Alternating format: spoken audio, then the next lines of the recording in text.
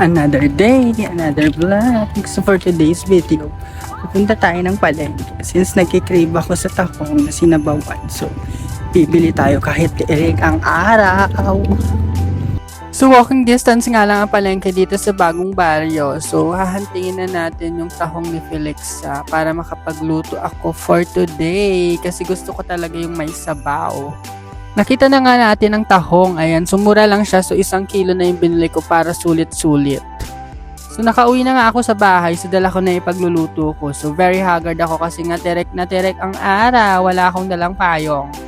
So bago tayo magluto, so for the preparation muna, syempre hugasan muna natin yung napamili nating tahong. Kasama na yung dahon ng sili para may kalandian mamaya yung tahong na iluluto ko. But anyways, wag nyo nang tanungin dahil this is my first time na magkukuk ng tahong. So sa tutorial lang ko natuto. I hope successful ang pagluluto ko since first time nga, so bahala na. Next, maghiwa-hiwa na tayo ng mga ingredients. So, unahin na natin yung luya. So, yung luya, yung pampatanggal ng lansa dyan sa ating tahong para mabango naman siya pag kinain natin, di ba?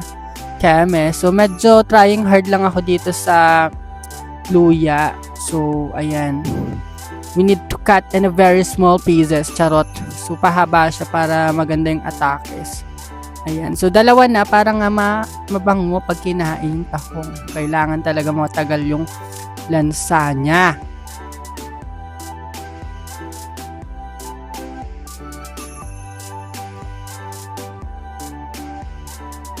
Next, nagagayatin natin syempre yung kamatis. So, dapat magayat natin siya into 8 pieces. Kada tomatoes, diba? Ganyan ang atake. Dapat 8 pieces. Charis, depende sa inyo kung anong gayat ang gusto nyo gawin. So next tayo sibuyas. So medyo trying hard tayo sa sibuyas kasi medyo malilit yung sibuyas natin pero ilalaban pa rin natin yan. The more sibuyas, mas mabango yung iluluto natin. Kaya kailangan natin damihan.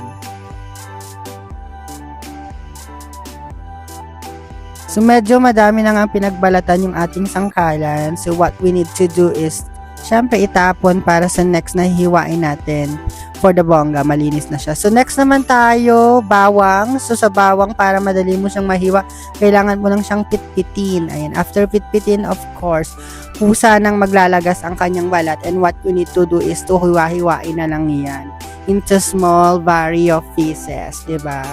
Ganyan dapat ang atake. Ayan, diba? Feeling mo expert, no? Felix sa cooking show to. So kailangan pakak yung cooking show na gagawin natin.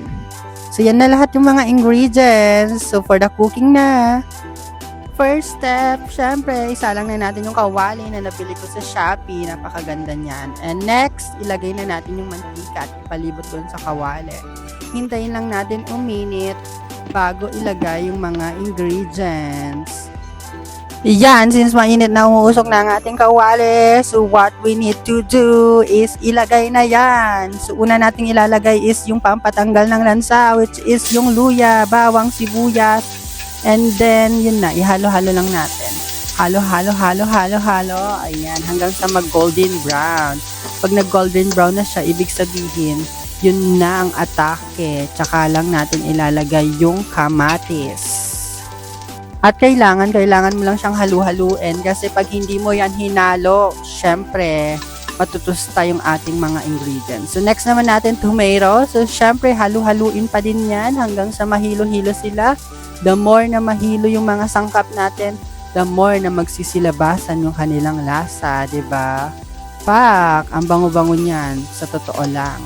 Ihalo-halo hanggang sa mapagod ang iyong kamay kagigisa ng bawang, sibuyas, luya at kamare. Kapag amoy mo na ang bango ng bawang at sibuyas, kamatis at luya, so ano pang hinihintay mo? Ilagay na natin ang tahong. Ayan, so ilagay na natin lahat ng 1 kilo para madamihang tahong ang makakain natin later. So after that, halu-haluin mo lang din, halu-haluin para matanggal nga yung lansa dahil doon sa mga ingredients na nilagay natin.